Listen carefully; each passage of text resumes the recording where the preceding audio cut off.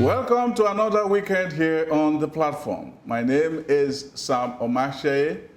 My special guest today is no other than the governor of Ondo State, Rotimi Akeredolu. But before that, my column will be read to you shortly.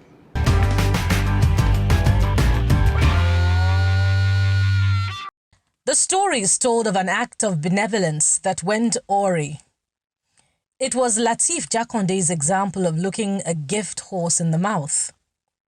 He was no longer governor, and somebody thought the man with his mammoth legacy ought not to ride in a crawling contraption. The man sent him the choicest of cars, a Mercedes, but the former governor was not impressed with the German invention. He did not want to appear ungrateful, and so he called his benefactor to say thank you. As an aside, he inquired in what dealership the car lay before he quietly sent out money to his home. He just wanted to know. The unsuspecting benefactor told him the truth.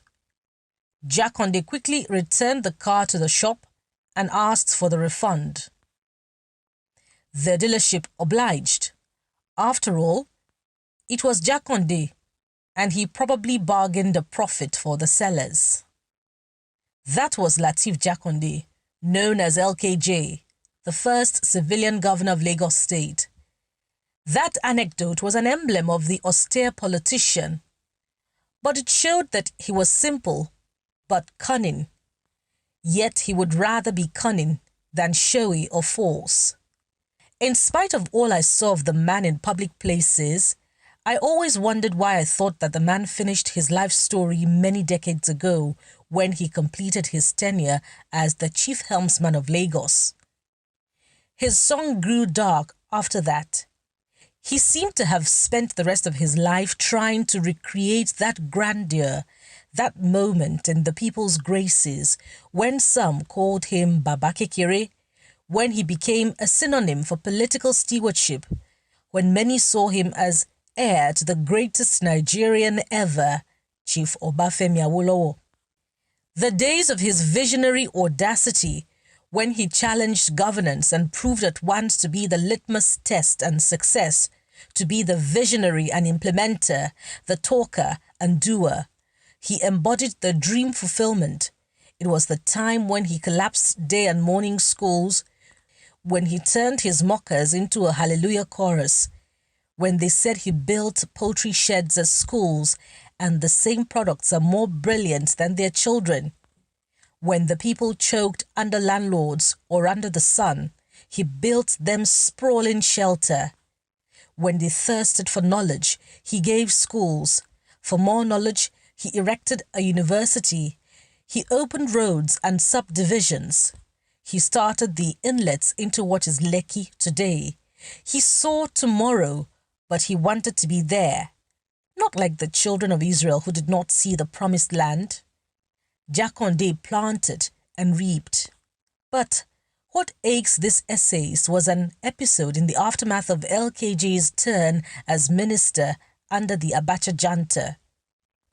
It was because he did not leave the junta when everyone said he should. The story had it that he had warned Abiola and the June 12 caucus that no one should trust the soldiers when Abacha teased them with offices and promised to leave the office in 6 months. Jakande joined as works minister. He worked well, but his performance did not invest him with the spectral dignity of his time as governor. But that was beside the point. When the time came, he remained with the junta when the rest of his homeland burned with rage against the goggled brute. That chapter casts a shadow on our Jakande, and history will have to script whether all he did in material terms could overshadow his act of looking the other way when his people groaned under oppression.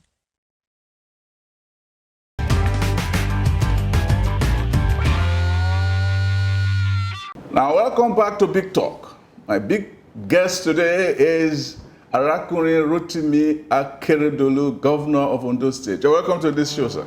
Thank you. It's a great pleasure to be with you. My pleasure, too. You are now going into your second stewardship in office. What would be your focus? Oh, well, great question. What I intend doing really is, one, to round up a few projects that are on hand that 4 years was not enough to complete. I give example. We tried to put up 500-bed teaching hospitals in Akure and Ondo. It's something I believe we should be able to complete, even within the first year or 1.5 years when we come in. But we started over a year ago. Now, I'd always been convinced that for Nigeria and in the interest of this country, that with the draft that we have at our own coastline in Ondo, which is over 12 meters, one of the deepest you can think of, we need to have a port situate in Ondo. And that's been a goal. Since I came in, even before I came in, I felt that, look, whatever it is, from the south, the fortune of this state can come. And that would need us to have a seaport. And that seaport will allow for the free trade zones and other zones that are there.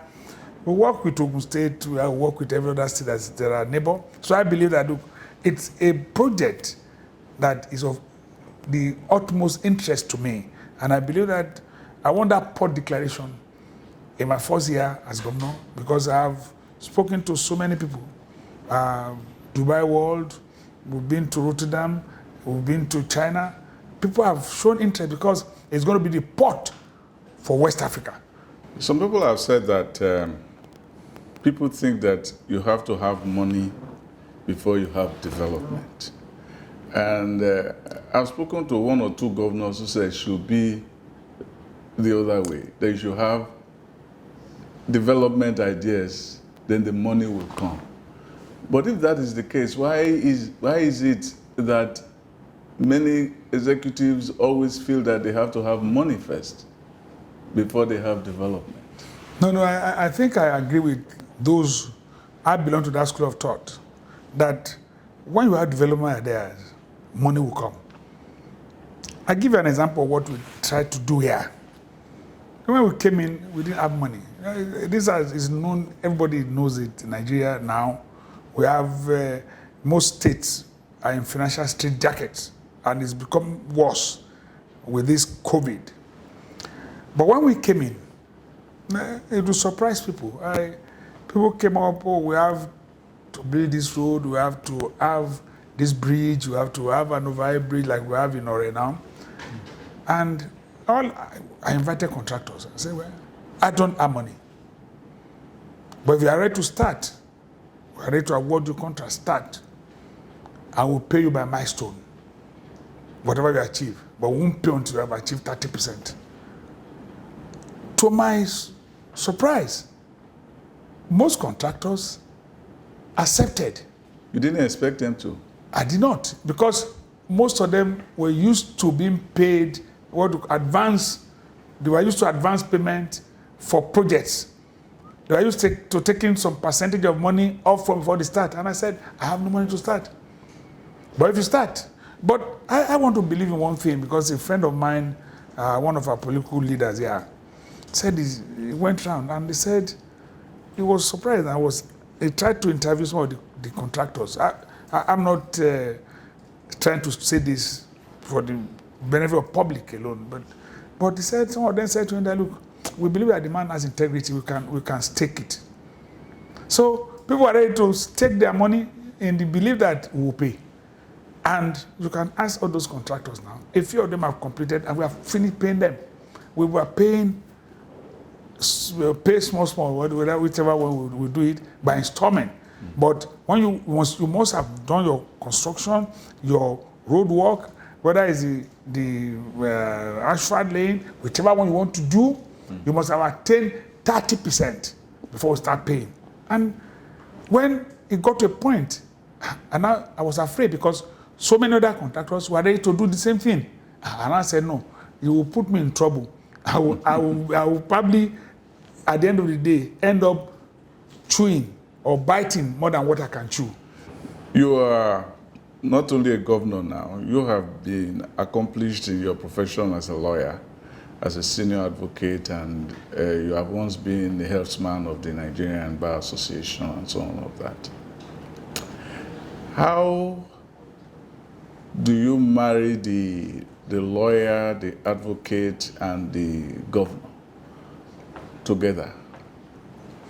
It's been a tough thing. Interplay. Yes. It's not an easy thing. Seriously, I found it difficult, particularly with the political class.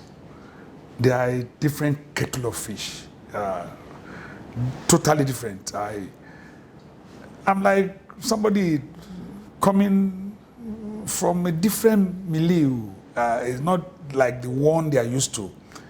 And a few times I put my feet down and I said, this is what I believe. And I think with time, they've just come to just appreciate my own position that, look, when this man takes a decision, it's not probably going to change.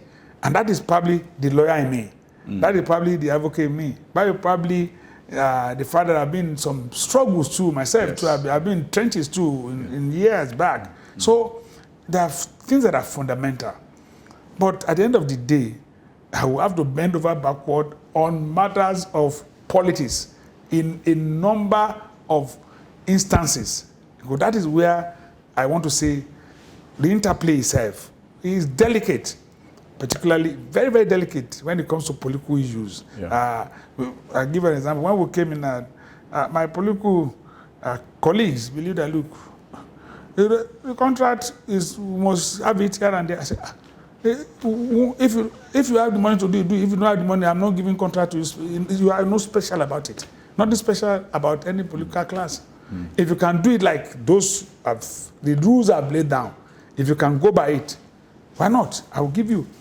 But if you cannot go by it, it's not that I will now give you mobilization when I don't give others. So people who felt that, look, no, this man is not a politician, he's not this. What else will I be a politician? I'm a politician, I'm here, but I do things my own way. Everybody has his own style of doing things. So it's been a delicate thing to do, particularly when you have been the president of the bar. Yeah. And you have been known for taking your position in respect of many matters. Yes, exactly. By the time you change, you will be seen as sellout. Wishy-washy. Yes. Yeah. People believe that you are flip-flopping. Yes. And I don't want to be seen as somebody who flip-flops. So I just believe, let me stay by rules, by what I've lived by. Whether it pays me, I take it. If it doesn't pay me, no problem. Yes, and one of those issues is the question of federalism, which you have stood for a long time. And being a governor, do you feel the frustration, especially now that you have to do a number of projects and you have to source money, when Ondo itself has a lot that it can gain, especially from the point of view of oil and dry oil, how they call it? Bitumen, oil sands, sands, yes, and all of that, which could actually transform Ondo in terms of revenue for development. Yes, seriously, our nature of federalism is one thing that a number of us have questioned. And the fact that we belong to the political ruling party does not stop us from expressing our view about where we stand now when it comes to your federalism. I believe that we can still do better. And my party, I remember when we read our constitution, our manifesto, the issue of federalism was taken up there, that we are going to address it. Something needed to be done. We over years, everybody believes that, look, let things go on, how do I call it now? Just as usual, just government as usual. It can never be. There must be a way in which more funds come to the state. There must be a way in which the state will have control of its own resources, mineral resources. That at the end of the day, we are paying tax, we are paying royalty, we are paying money to federal government. There are a lot of money in the federal government now that the states are lacking. There must be a way in which resource control must come to be debated. Our fiscal policy must be debated. We must be able to come back to table, to sit down to talk on this. When you talk about restructuring, you talk about this, it's not issue of about how to, for all of us to go at different ways. No, it's not dividing the country. It's that, look, things don't go on like this forever.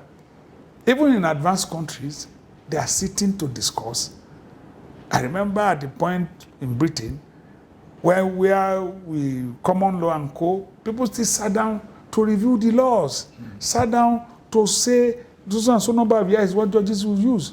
People still sat down and said, they agreed and said, okay, lawyers don't need to wear their gown to court. Things cannot be static.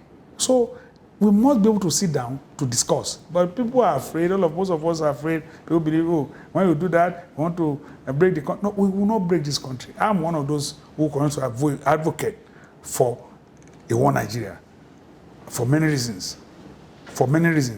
Personal and otherwise. But I believe that we must sit down to discuss. It has been very difficult.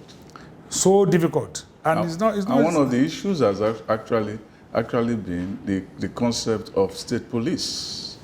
It has been very difficult because some people believe that state police itself is another avenue for creating state dictators, that the governors will have too much powers and can wield that with the local police and become tyrants at home. So we should leave the powers with the president. So we should build a president as the tyrant. Is that the suggestion? So that is the reasoning. That is, yes, if you look at it. But that would not be correct. No. Mr. President today is not a tyrant. And the issue of state police is gained momentum. Initially, we had opposition from some part of the north. Today, some of them are... They have supported. They have even come up, yes, to support it, because everybody has found out that level of insecurity in our respective state demand us to be part of manning that security. And the only way we'll have it will be effective, the way we look at it, is that there must be state police. I mean, today now you have regional police, call it whatever name, Southwest Security Network, yeah, the Eastern, the Eastern Security Network. Before us, we have had Northern Security Network, yes, by whatever name they call it, if you are a shifter, what they call it, yeah, and in their own case, they won't carry on, they have been before us. Yes. So what we are doing is not something so new. But because we came up and said we are going to do it, maybe some people felt offended, people reacted to it, but I thank God that we had to put our feet down. And look, it's for, what is the essence of our election? We were elected to protect lives and properties. So what else? We will now leave our people, they will be killed and die in their hundreds. Yeah. I will just keep quiet. No, it is not. So that brings us to the Forest Reserve and the ultimatum issued. That is to the herdsmen in the forests of Ondo State. And it generated so much controversy. First, what led you to that point to issue that ultimatum? No, I must tell you, Sam, you know, I've been here for over 4 years. And I've gone through a lot of trauma. Trauma when I'm confronted by the people who voted me in about the level of insecurity that are giving rise to kidnap, rape, murder, and so many other things. Destruction of properties and farms. Particularly when it comes to farms. Farms mainly are herders-farmers conflict. So the issue is that we try to resolve. I feel, look, yours is an economic venture.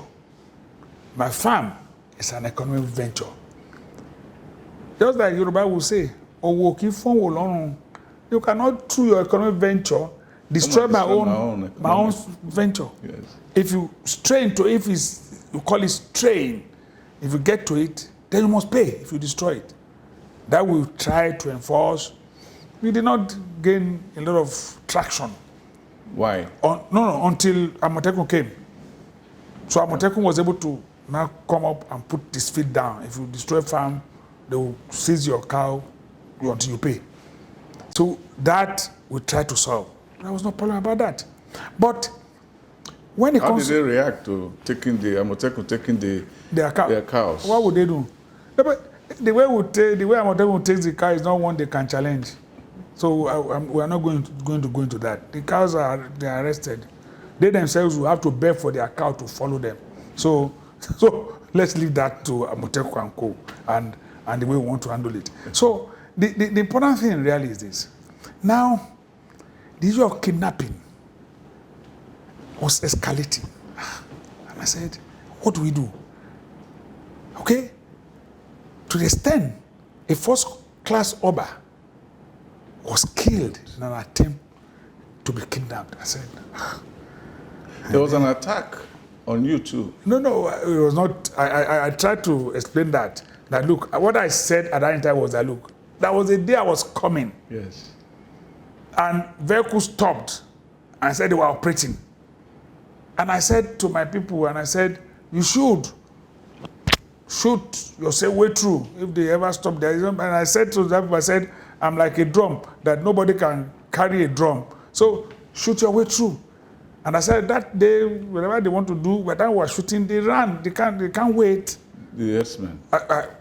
The criminals who were there. I said, shoot your way through. Yeah. So when the issue of kidnapping, and we now add Amotekun, we now said, okay, Amotekun, run your drones. Locate wherever these people used to, where they're operating. They kidnap, and we're able to trace and find out that our forest reserve has become a safe haven for criminals.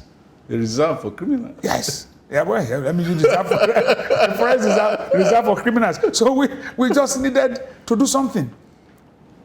We monitored it, and I have it on my phone. They had to send to me. We sat down here, we saw it. You just see one settlement. You see them moving people. They're running, moving again on a hill and within the forest reserve. And I said, the time has come. If you are not there to do a legal job, because our farmers who are there, we have them registered, and they are given their own registration cards as farmers there because they pay. Because I personally changed the operation in the forest reserve. I knew that the forest reserve was meant for this, but a number of the forests already deforested, and people were farming there. And before I came, government after the order used to destroy, they would not allow them to farm. I said, okay, farm, get yourself registered, we'll know you. We'll make some money from it too. So, and I said, look, okay, the time has come. You have to be there doing a legitimate job. If you're not there doing a legitimate job, you have to leave after 7 days. And at the end of the day, those who are affected by what we call the ultimatum of 7 days are those who are carrying out criminal activities. If you are doing a legitimate job there, nobody's going to disturb you. If you are registered to be in the place, nobody's going to disturb you. So if you are not registered to be there, what are you doing there? That is our own position. So it's those who are involved in criminal activities, even the Mietiala and Co, because they were here when we took that decision. They understood and agreed. Why? Because from their own argument on that day, they also said to us that they are victims, that their cows are being rustled, and that they themselves, those people are probably, they also confess that a few of them or some of them are herdsmen who probably have lost their means of livelihood have now taken to crime. And I said, then they are not your members. You cannot defend them. We know what we have to do. We assist with you. Amotekun will go with them. Go with them. Anybody we find there that is involved in criminal activities after 7 days, will flush them out. That's how what happened. The second half of the interview will continue next week.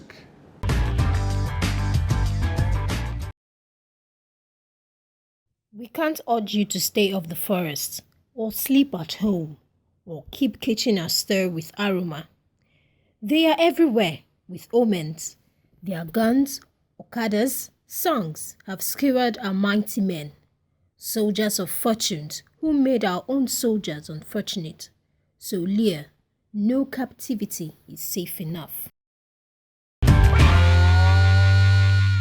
Thank you for being on this show. You can join up with me on my website, www.atsamomashaye.com.